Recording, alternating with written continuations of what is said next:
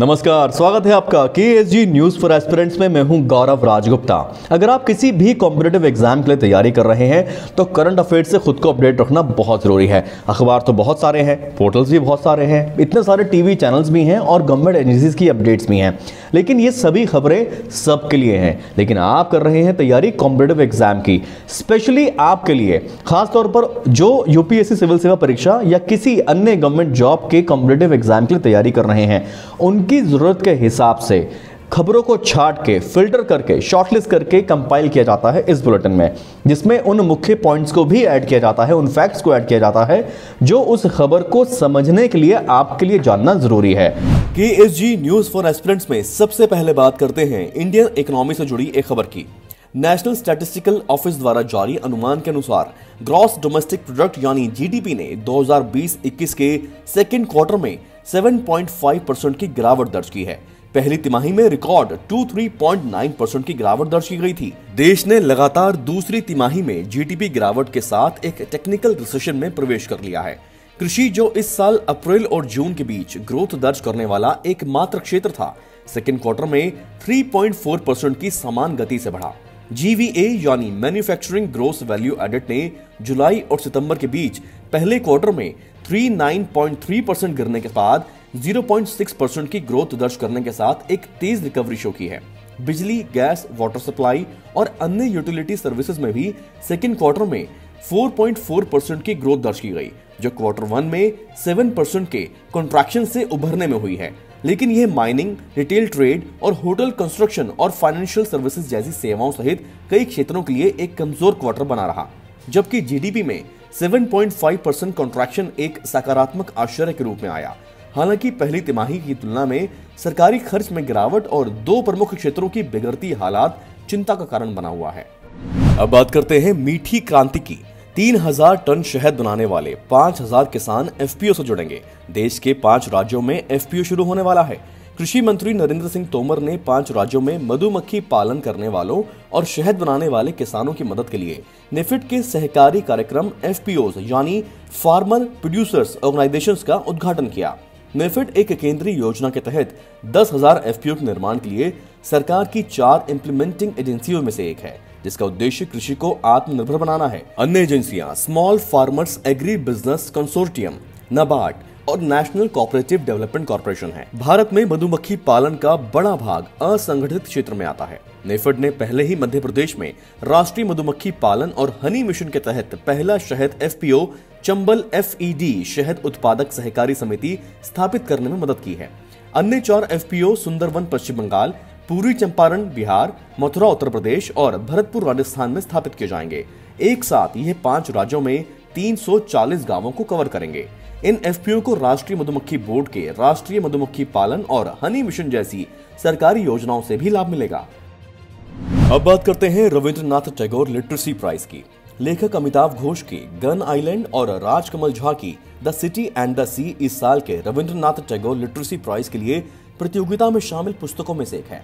पुरस्कार के संस्थापक पीटर बुंडालो ने 27 नवंबर 2020 को घोषणा की थी। विश्व शांति, साहित्य, कला, शिक्षा और मानव अधिकारों के लिए एक मंच के रूप में रविंद्रनाथ टैगोर लिटरेसी प्राइज 2018 में US बेस्ड प्रकाशक बुंडालो ने स्थापित किया था। घोष और झा के अलावा साहित्यिक पुरस्कार के अन्य दावेदार हैं टैबू के लिए निर्मला गोविंदराजन, जोना हवाले के लिए रंजीत होसकोटे, कोबाल्ट ब्लू के लिए सचिन कुंडलकर, मराठी से अंग्रेजी में अनुवाद के लिए Jerry Pintu, the black little bear of the good little bay के लिए वरुण थॉमस मैथ्यू, कार्मिक चैंटिंग के लिए सोनेट मॉन्डल, पेपर असाइलम के लिए रोशेल पोटकर, शेडो मैन के लिए बिजॉय सोविन और इरोटेक्स्ट के लिए सुदीप सेन। विजेताओं की घोषणा 7 दिसंबर को होगी। विजेता को रविंद्रनाथ टैगोर की प्रतिमा के साथ $5,000 पुरस्कार स्वरूप मिलेगा। पड़ोसी मुल्कों से खबर आ रही है। चीन का सरकारी भूपू ग्लोबल टाइम्स ने यह दावा किया था कि भूटान की सीमा के पास बसाया गया पांगडा गांव चीन की सीमा में आता है, लेकिन उसी की ओर से जारी तस्वीरों में यह साफ नजर आ रहा है कि चीनी गांव भूटान और चीन के बीच विवादित क्षेत्र में बसाया गया है।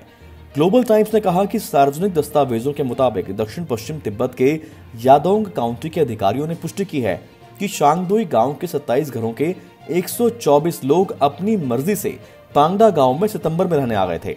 उसने ये भी कहा कि यह गांव काउंटी से 35 किलोमीटर दूर स्थित है उसने कहा कि इस गांव में एक चौक, हेल्थ रूम, स्कूल, सुपरमार्केट और पुलिस रूम भी बनाया गया है। 2017 के बाद यह पहली बार है कि डोकलाम क्षेत्र के पास एक चीनी आवासीय क्षेत्र देखा गया है, जो भारत के लिए रणनीतिक रूप से महत्वपूर्ण है। यह इलाका भारत, भूटान, चीन के ट्राई जंक्शन के पूर्व में स्थित है। भूटान ने आधिकारिक रूप से अपने क्षेत्र में किसी भी चीनी गांव की उपस्थिति से इनकार किया है। चीन के नक्शे के अनुसार गांव चीन के क्षेत्र में है। ग्लोबल टाइम के लेख में चीनी विशेषज्ञ ने उल्टे भारत पर आरोप लगाया कि वो चीन और भूटान के बीच अनसुलझी सीमा के लिए जिम्मेदार है और सीमा वार्ता को रोक रहा है। अब बात करते हैं SDGs investor map for India की। यूनाइटेड नेशंस डेवलपमेंट प्रोग्राम और इन्वेस्ट इंडिया ने SDGs यानी sustainable development goals investor map for India launch किया है। इसने 6 महत्वपूर्ण SDGs सक्षम क्षेत्रों में 18 इन्वेस्टमेंट अपॉर्चुनिटीज एरियाज यानी IOAs स्थापित किए हैं, जो देश को सस्टेनेबल डेवलपमेंट के पथ पर आगे बढ़ाने में मदद कर सकते हैं। मानचित्र में पहचाने जाने वाले 6 फोकस सेक्टर्स में education, health care, agriculture and allied activities, financial services, renewable energy and alternatives और सस्टेनेबल एनवायरनमेंट भी शामिल हैं। पहचाने गए 18 IOAs में से 10 पहले से ही मैच्योर इन्वेस्टेबल एरियाज हैं और बाकी के 8 IOA उभरते हुए अवसर हैं। मानचित्र ने वाइट स्पेसेस की भी पहचान की है, जिसमें निवेशकों की रुचि देखी गई है और पॉलिसी सपोर्ट और निजी क्षेत्र की भागीदारी के साथ 5 से 6 सालों में इन IOAs में विकसित होने की भी क्षमता है। Invest India commerce and industry ministry के तहत एक नेशनल इन्वेस्टमेंट प्रमोशन एजेंसी है। अब बात करते हैं री इन्वेस्ट 2020 की। तीसरा virtual global renewable energy investment meeting and expo री इन्वेस्ट 2020 का उद्घाटन भारतीय PM ने किया। री इन्वेस्ट 2020 कॉन्फ्रेंस को संबोधित करते हुए PM मोदी ने ग्लोबल इन्वेस्टर्स को भारत की रिन्यूएबल एनर्जी यात्रा से जुड़ने के लिए आमंत्रित किया। PM ने कहा, रिन्यूएबल ऊर्जा स्रोतों से $20 अरब का सालाना कारोबार पैदा करने की क्षमता है। उन्होंने बताया कि रिन्यूएबल स्रोतों से बिजली उत्पादन को बढ़ावा देने के लिए सोलर मॉड्यूल्स को प्रोत्साहन देगा भारत। इलेक्ट्रॉनिक मैन्युफैक्चरिंग को जो प्रोडक्शन लिंक्ड इंसेंटिव दिया गया है, वही हाई एफिशिएंसी सोलर मॉड्यूल्स को भी दिया जाएगा। उन्होंने कहा कि आज भारत के पास दुनिया में चौथी सबसे बड़ी रिन्यूएबल ऊर्जा क्षमता है। ये अन्य सभी बड़े देशों के मुकाबले सबसे तेजी से विकास कर रही है। साल 2022 तक ये क्षमता बढ़कर 220 गीगावाट तक पहुंच जाएगी, जो अभी 136 गीगावाट है। अभी देश की कुल बिजली उत्पादन क्षमता में रिन्यूएबल एनर्जी कैपेसिटी का हिस्सा करीब 36% है। री इन्वेस्ट 2015 और 2018 में आयोजित किया जा चुका है। इसका उद्देश्य अक्षय ऊर्जा में निवेश को बढ़ावा देने के लिए एक अंतर्राष्ट्रीय मंच प्रदान करना है। भारत अफगानिस्तान के संबंधों से जुड़ी एक खबर को समझ लेते हैं। हाल ही में अफगानिस्तान 2020 सम्मेलन में भारत ने $80 मिलियन अमेरिकी वैल्यू की 150 प्रोजेक्ट्स की घोषणा की है। Bharat high impact community development projects के फेज 4 को लॉन्च करेगा। सम्मेलन में अफगानिस्तान के राष्ट्रपति, संयुक्त राष्ट्र और यूरोपीय संघ के अधिकारियों और अन्य देशों के प्रतिनिधियों ने भाग लिया। इसके अलावा USA ने जनवरी 2021 तक अफगानिस्तान में अपनी सैन्य उपस्थिति को लगभग 2500 तक कम करने का फैसला किया है। शहतूत बांध के निर्माण के लिए एक समझौते पर हस्ताक्षर किए गए हैं, जो काबुल शहर के 2 मिलियन निवासियों को सुरक्षित पेयजल प्रदान करेगा।